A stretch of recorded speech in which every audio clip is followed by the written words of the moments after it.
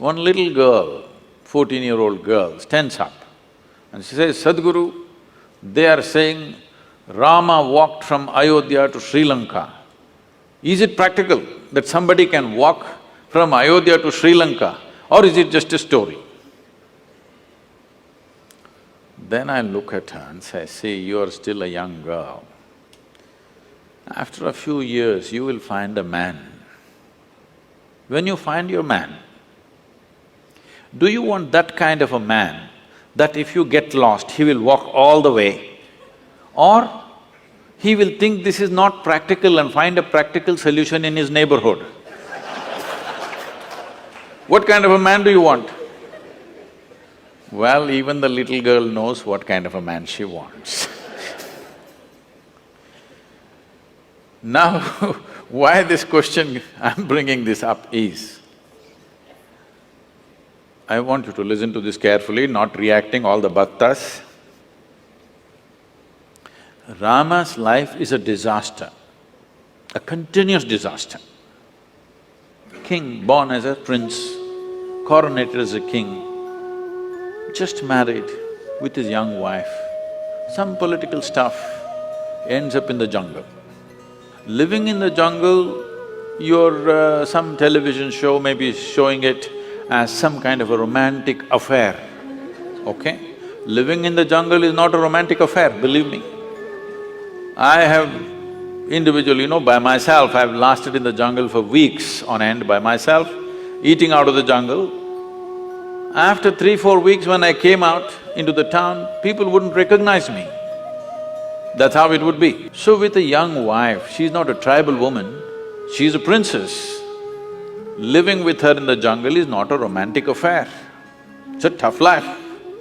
Knowing that it's very difficult, his brother also follows him to assist both of them because he knows what will he do with this young woman in the jungle. Then as if that was not enough, his wife gets kidnapped, Sri Lanka.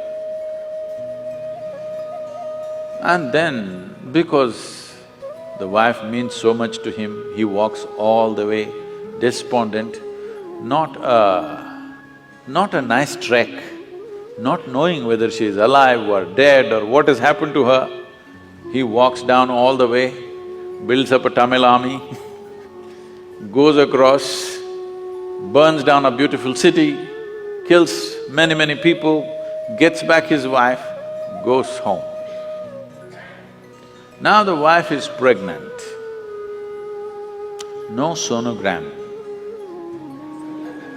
So he doesn't know whether it's a boy or a girl or boys or girls or what.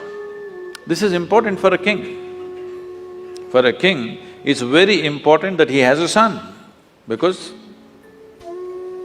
it has to continue. But then once again some political situation, he sends his fully pregnant wife to the jungle. She goes there, delivers 2 boys, he doesn't know. And then he gets into a battle with his own children. If at all, if there can be a true disaster in your life, in anybody's life, knowingly or unknowingly, you killed your own children. This is the worst thing that can happen to you. It almost happened to him. He almost killed them. Somehow, by fate, whatever situation, he did not kill them, he almost killed them. He did his best to kill them without knowing who they are. Then Sita dies without ever seeing him again. You call this a successful life? No. But we worship him. Why do you worship a failure like this?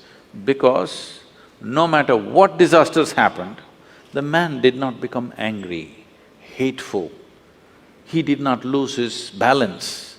He maintained his balance 100%.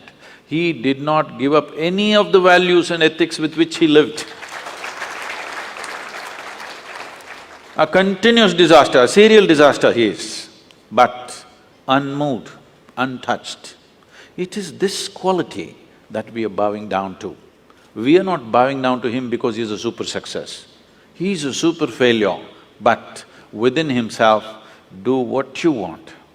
You cannot take away who he is. one of these incidents that happened in his life happened to most people, they would all be cracked up. Yes or no? Just one of these disasters happened in people's lives, they will crack up in their minds. Serial disasters, but total balance. We are bowing down to that quality because this is inner management. If you go out to do things in the world, you cannot control what the world will throw at you. But what you make out of it is 100% yours. You wouldn't mind stepping into any situation, facing anything in the world because you are in a blissful chemistry. Rama is in a peaceful chemistry. No matter how many troubles you throw at him, similarly, if you have blissful chemistry, no matter how much nonsense somebody throws at you, you're blissful.